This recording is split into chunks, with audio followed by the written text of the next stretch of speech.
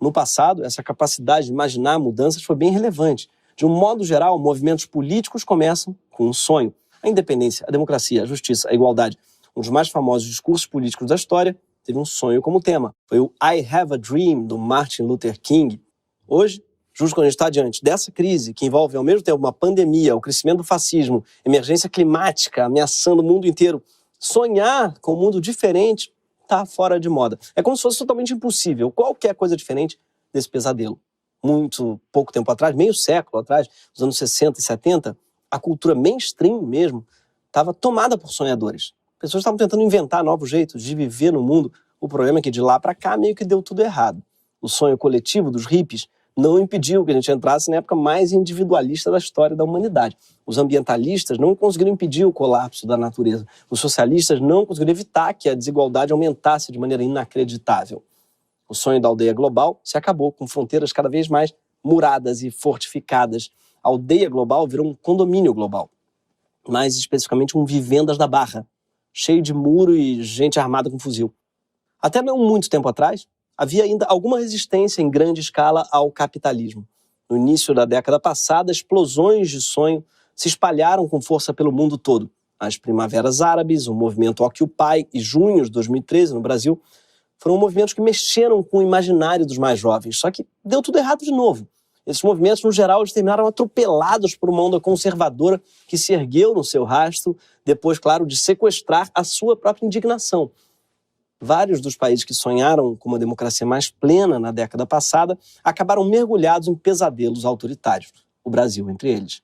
Foi assim que a gente chegou nesse momento terrível, em que ficou quase impossível sonhar. Sim, eu também tenho esperança de que 2022 seja melhor, de que a vacinação continue avançando no mundo todo, por exemplo, de que nossa eleição ocorra como prevê a Constituição e que a vontade do povo prevaleça, enfim. Eu tenho esperança de que o pesadelo acabe. Mas isso não chega a ser um sonho, né? Olha com que a gente está tentando se contentar, com votar numa eleição e o vencedor tomar posse. O debate sobre as eleições é triste de tão limitado em termos de possibilidade, como a gente falou no último programa. Até a nossa melhor opção para tirar o Bolsonaro do poder é um sonho retrô, de 1979. É trazer aquele Lula de volta.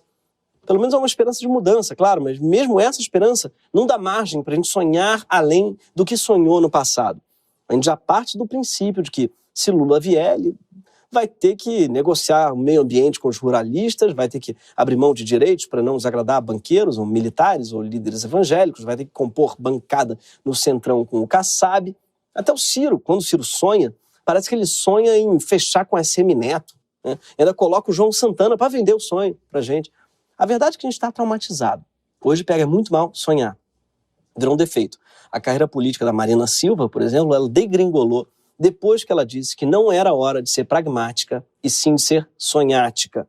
Sim, Marina foi hostilizada por usar essa palavra sonhática. Mas para nossa geração, não tem nada pior do que ser sonhar. O sonho político ele foi interditado mesmo. Sonhar politicamente, de repente, virou uma coisa cafona. Virou uma coisa estudante de DCE, de jovem ingênuo, ou pior, de perversos. E a gente parou de sonhar. Quem falou muito bem sobre isso foi o sociólogo Zygmunt Bauman, que muita gente não gosta, que reclama que tudo ele é líquido, né? Amor líquido, modernidade líquida, medo líquido. Mas o Bauman, ele formulou um conceito bastante sólido, que é o de retrotopia.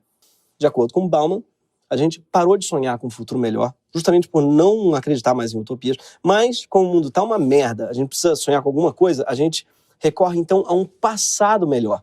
Isso é a retrotopia, o desejo pelo regresso a um passado mitificado, que nunca existiu realmente, do qual se selecionam apenas algumas partes, numa replicação mais imaginária do que real. É o famoso Make America Great Again, ou O Brasil Feliz de Novo. Para o Bauman, a gente deslocou a experiência de uma sociedade melhor no futuro para um passado que nem foi tão bom assim. Uma espécie de regresso à caverna, a uma aldeia que a gente pensa que conhece. Deve ser por isso que os excêntricos temem Bauman. Enfim, não é toda utopia que se acabou. Tem uma que continua viva, é o capitalismo. Só que nenhuma outra crença que lhe serve de contraponto hoje, não é? Então o capitalismo ficou parecendo a própria natureza. Ele ficou parecendo o estado natural das coisas. Regulado por suas próprias leis, pelas forças intangíveis do mercado, ele passa a sensação de que ninguém tem ingerência sobre ele, de que não tem como mudá-lo, e de que qualquer crença em qualquer alternativa a ele é um desvario. O filósofo britânico Mark Fisher chamou esse fenômeno de realismo capitalista, num livro que se chama Realismo Capitalista. E o Fisher dizia que o realismo é capitalista. Brincadeira, ele dizia que o capitalismo é quando as crenças colapsam. Ele é o que sobra quando as crenças colapsam. Tudo que o resta é o consumidor espectador, tropeçando entre as ruínas. Ao mesmo tempo, o realismo capitalista é o que nos protege do trabalho que dá a se comprometer com um sonho coletivo rumo a uma mudança profunda. Ele é tipo um escudo contra os perigos de sonhar demais. É um escudo que rebaixa nossas expectativas e trata todas as imperfeições do mundo como imutáveis e inescapáveis.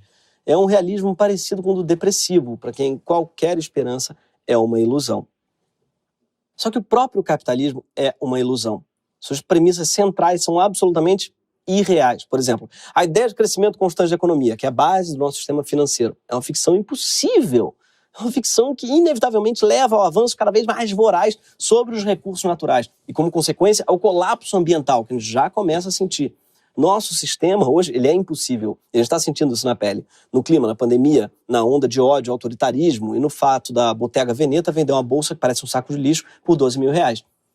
Hoje, enquanto o mundo caminha para um colapso ambiental, o sistema segue pagando subsídios bilionários para empresas de petróleo e gás, que são as grandes responsáveis pela emissão de CO2. Quer dizer, estão usando o nosso próprio dinheiro para destruir o planeta e deixar um monte de gente mais rica ainda no processo.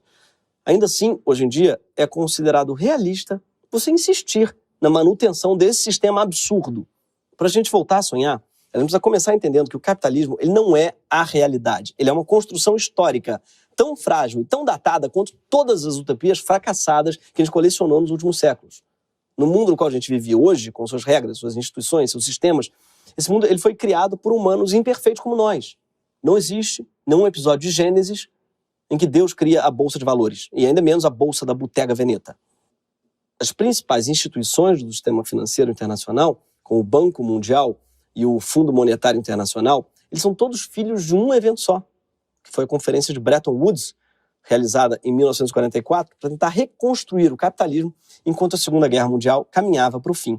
Essa conferência determinou o dólar com valor fixo em ouro e as outras moedas com valor fixo no dólar, o que deu aos Estados Unidos um poder desigual sobre a economia global. Não, a soberania do dólar ela não é tipo o sol e a chuva. Ela não é uma força da natureza, ela é uma decisão humana que aconteceu há menos de um século e pode ser revertida um dia. Em Bretton Woods, também se decidiu que os países buscariam alcançar o livre fluxo de comércio e capitais, mas não de pessoas, que continuam muito mais restritas por fronteiras do que o dinheiro. Essas foram supostas soluções que uma meia dúzia de pessoas reunidas numa sala encontraram no meio de uma grande crise. Não resolvia os problemas do mundo, mas provavelmente resolvia o problema das pessoas envolvidas. Para sair desse pesadelo, a gente tem que sonhar com outras construções possíveis. E aí você pode até se surpreender com um tanto de gente que tem imaginado um mundo melhor para o nosso futuro. Tem, por exemplo, os defensores da agroecologia, que sonham com um sistema produtivo encaixado nos ecossistemas, né, e não em oposição a eles. Outras pessoas estão desenhando um projeto de economia circular, um sistema no qual não existe lixo, porque todo o resíduo de um processo acaba sendo insumo de algum outro.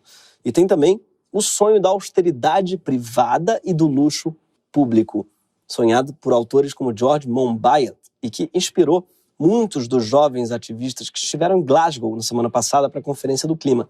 E a ideia é simples. É impossível que o planeta seja capaz de sustentar uma vida luxuosa para cada indivíduo. Buscar isso está nos levando ao colapso, mas seria possível que houvesse uma infraestrutura pública excelente para todos. Hospitais, escolas, universidades, parques, piscinas, espaços públicos. Bastaria financiar isso com impostos pesados sobre os bilionários que têm mais do que o suficiente. Resumindo, menos Musk e mais Sesc. Um outro sonho contemporâneo é a decolonialização, que é o sonho de reverter a injustiça do colonialismo e também é uma palavra difícil demais de falar para pegar. Decolonoscopia. Enfim, muito difícil. Uma das utopias decoloniais, por exemplo, é o afrofuturismo, que reimagina o futuro a partir da estética da história africana e colocando o continente como centro do mundo. Tem também as utopias indígenas nas Américas, como as dos países andinos, que estão reconhecendo que rios, montanhas e ecossistemas também são sujeitos de direitos, que merecem tanta proteção legal quanto às pessoas. Ou a dos zapatistas mexicanos, que estão há décadas sustentando o sonho de viver de maneira autônoma na Terra, geridos por ninguém mais do que si próprios.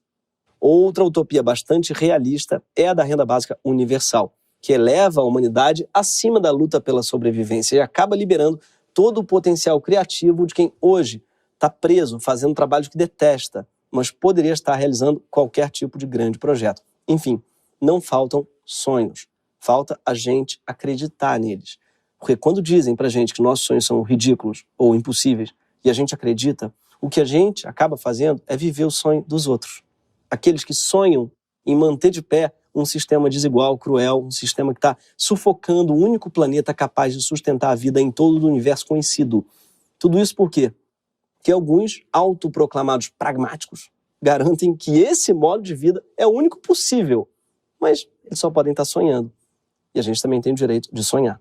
Eu espero que nesse fim de ano você consiga abrir um espaço para o sonho na sua vida. E quando a gente se vir de novo ano que vem, eu prometo que eu não vou contar para você nenhum dos sonhos que eu tive.